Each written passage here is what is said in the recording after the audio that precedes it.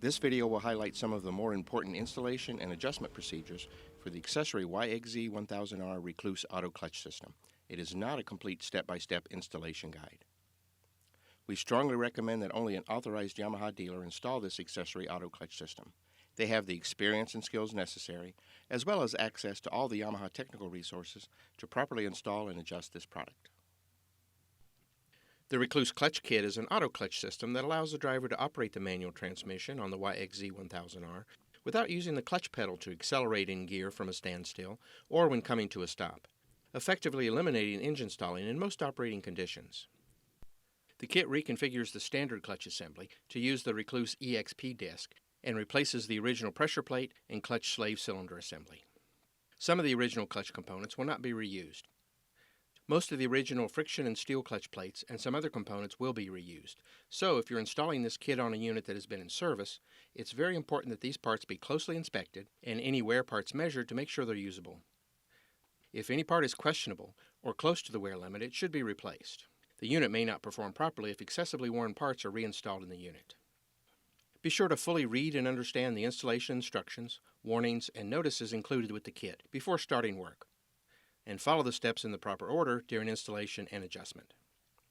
Have the following parts on hand before starting installation: a new transmission drain plug gasket, at least 2 quarts of oil for the transmission, Yamalube 10W40 for most applications, and some Yamalube .4 brake and clutch fluid. Remember, the powertrain on the YXZ1000R is a non-unit construction design. The engine and transmission are separate components, and the clutch assembly is a wet clutch design located inside the transmission case, which means you must use JASO MA certified oil in the transmission. Motor oil that's not JASO MA certified contains friction-reducing additives that will contaminate the clutch friction plates, causing them to slip when the clutch is engaged and eventually fail from being overheated. Soak the EXP disc and the new friction plate from the Rekluse kit in fresh JASO MA certified motor oil for at least 5 minutes before installing. It's also a good idea to soak any new friction plates you plan to install as well. Be sure to have the appropriate service manual ready for reference. Remove the center console panels to access the transmission and clutch slave cylinder. Drain the oil from the transmission, and it's a good idea to check and clean the transmission oil filter at this time if the unit has been in service. Remove the clutch cover bolts and clutch cover, and note the position of the copper washers. Watch for the dowel pins as well. Loosen the clutch spring hold-down plate bolts in stages and in a cross pattern, and then remove the bolts and the hold-down plate. These parts will be reused. Remove the spring seat, and pressure plate. Note that the spring seat usually sticks onto the pressure plate. A small pick or screwdriver is handy to remove it. The spring and seat will be reused. The pressure plate will not. Remove the outer clutch pack, which consists of 8 friction and 7 steel plates. These will all be reused, so again they should be inspected and measured if the unit has been in service. Remove the wire retainer and the inner clutch pack with judder springs. Only 2 of these steel plates will be reused. Set all the parts aside that will not be reused: the wire retainer, all 3 narrow friction plates, 1 steel plate, the 3 judder springs and judder spring seats, and the pressure plate. Gather all the original parts to be reinstalled: the clutch spring and seat, spring hold-down plate and 6 bolts, 8 of the wide friction plates, and 9 steel plates. From the Rekluse kit, gather the EXP disc, the new friction plate, and the new pressure plate with steel lining disc. You should now have a total of 9 friction and 9 steel clutch plates. A friction plate should be installed first, and the last plate a steel plate. The friction plates should all be installed with the tabs in line and in the main slots of the primary driven gear assembly. The last plate is not offset as originally assembled from the factory. The EXP disc can now be installed with the tabs in the main slots in line with the friction plate tabs. Both sides of the EXP disc are the same, so it can be installed with either side out. Double check that all friction plate tabs and the Rekluse EXP disc tabs are installed in the main slots of the primary driven gear assembly. Remove the steel lining disc from the Rekluse pressure plate and coat with a thin film of motor oil. This will help hold it in place during assembly. Reinstall the disc, making sure the index teeth are properly aligned with the pressure plate slots. Install the pressure plate, aligning the tabs into the inner clutch hub grooves, and hold it in place. Set the clutch spring seat and clutch spring onto the pressure plate and hold in place. Install the hold-down plate and 6 bolts, and tighten the bolts in stages using a cross pattern and torque to spec. Bleed the new slave cylinder on the workbench before installing. Use a 4mm hex wrench and turn the adjuster screw counterclockwise until the top O-ring on the adjuster screw is just visible. Push the piston in until it bottoms against the adjuster screw and pour some clutch fluid into the banjo bolt port. Be sure to only use a quality .4 brake and clutch fluid like Yamaloop. Failure to use the correct fluid could result in seal damage and/or system failure. Turn the adjuster screw clockwise or inward until it bottoms under light pressure, keeping the fluid topped off as you go. Turn the adjuster screw back to the initial position with the top of the O-ring just visible. Compress the piston until it bottoms out again. Repeat these steps until no more air bubbles escape from the banjo bolt port when the piston is compressed. When bleeding is complete, return the adjuster screw to the initial position with the top of the O-ring just visible, and compress the piston until it bottoms out and top off with fluid. Loosen and remove the banjo bolt from the original slave cylinder, which should still be attached to the transmission. Some fluid will leak out, so have some rags or drip pan positioned under the area. Quickly move the clutch hose from the original slave cylinder to the Rekluse slave cylinder using the original banjo bolt and the new washers from the Rekluse kit. Snug the banjo bolt with the slave cylinder in your hand. We'll torque the banjo bolt to spec when it's installed on the transmission. If you work quickly, you can retain most of the fluid in the hose, which will make final bleeding procedure much quicker. With the hose now attached to the Rekluse slave cylinder, remove the original slave cylinder from the transmission and place it with the other parts that will not be reused. Mount the Rekluse slave cylinder to the transmission with the new gasket from the kit and the original bolts and dowel pins. Torque the bolts to spec. Torque the banjo bolt to spec. Attach a clear rubber tube to the bleed screw and loop it upward and then into a suitable catch bottle. Keep the clutch master cylinder reservoir topped up as needed. Pump the clutch pedal 3 to 5 times and then hold it fully depressed. Loosen the bleed screw while holding the clutch pedal depressed. Air and fluid should flow from the bleed tube, and tighten the bleed fitting when the pressure is lost. Slowly release the clutch pedal and check the fluid in the clutch master cylinder. Fill as necessary. Repeat these steps until no more air bubbles appear in the bleed hose. When complete, remove the bleed hose, clean any residual or spilled brake fluid from all the components, and secure the bleed fitting cap.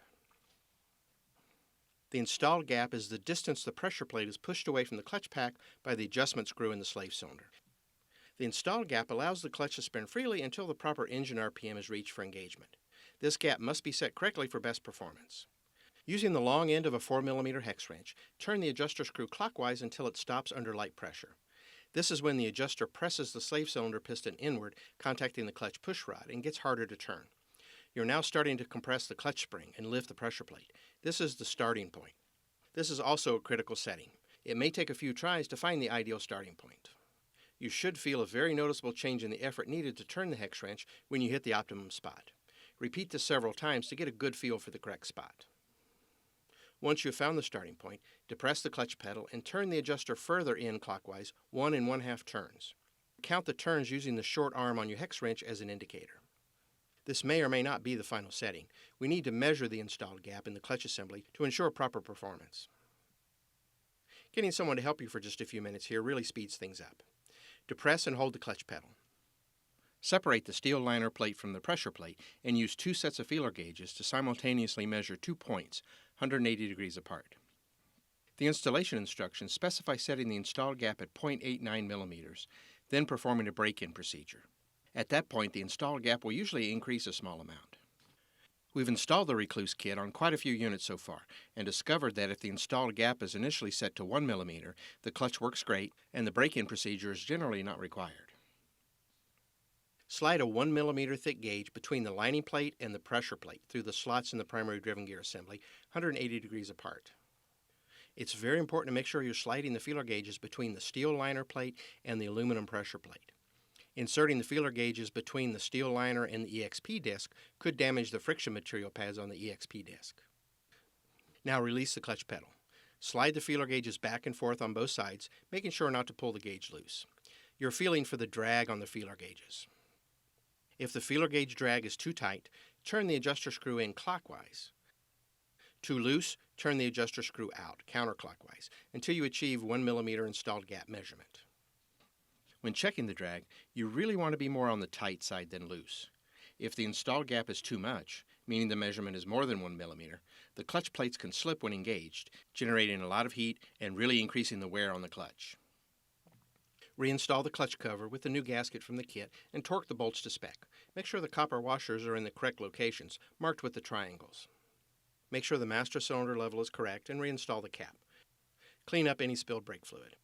Make sure the transmission drain plug is reinstalled with the new gasket and torque to spec, then refill the transmission oil. It's very important to install the warning labels from the kit. The larger label should be attached to the door, and the smaller label should be attached to the shifter console.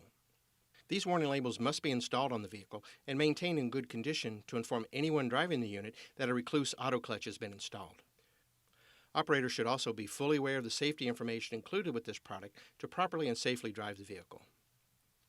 Reassemble the unit following the steps in the service manual. The Rekluse auto clutch changes some of the operation parameters of a manual transmission vehicle. Here are some very important items you should review with the customer when delivering the unit. The clutch should still be used for gear shifts up and down. A Rekluse auto clutch can make the vehicle appear to be in neutral when it's in gear, the engine's running, and the clutch pedal's not depressed. Vehicles equipped with a Rekluse auto clutch can move suddenly and unexpectedly if the operator presses the accelerator pedal without being prepared and cause a loss of control. To avoid serious injury, death, or property damage, always sit in the vehicle with the seatbelt fastened to start it. Rekluse auto clutch equipped vehicles may roll back or move suddenly and unexpectedly and cause a loss of control. Engine compression will not prevent the vehicle from rolling while in gear. An auto clutch equipped vehicle will move in gear when the engine is off or running below the engagement RPM because the clutch is only engaged when the engine RPM exceeds the auto clutch engagement speed. Do not let the unit sit stationary in gear with the engine at idle speed for more than a few minutes at a time. The self-diagnostic system will trigger an engine trouble code if this condition continues for more than about 5 minutes. Always stop the engine, remove the ignition key, and apply the parking brake when you get out of the vehicle. Be sure to read and understand the free play game troubleshooting, shifting and operation, parking, maintenance, and clutch noise and drag sections of the user guide and review these sections with the customer. Also make sure the customer gets the safety information sheet and installation and user guide. Thanks for watching.